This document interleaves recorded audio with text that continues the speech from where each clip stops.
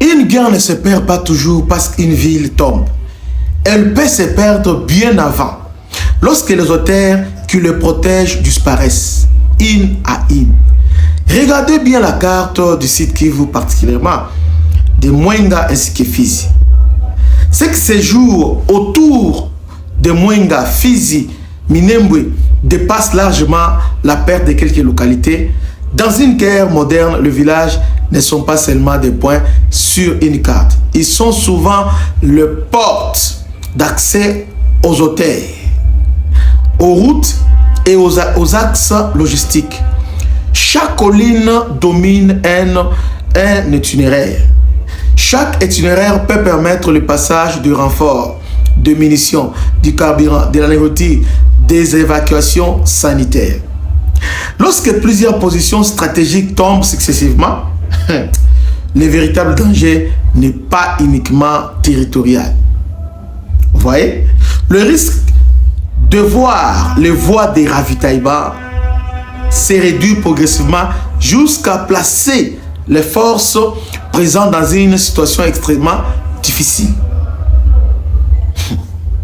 Imaginez maintenant des soldats déployés à Mwenga, Fizi, point zéro autour, devant eux, des combats. Derrière eux, des routes dont la sécurité devient incertaine. Sur les côtés des axes de circulation de plus en plus contestés. À ce stade, ce n'est plus seulement une bataille de position, c'est une bataille pour conserver la liberté des mouvements.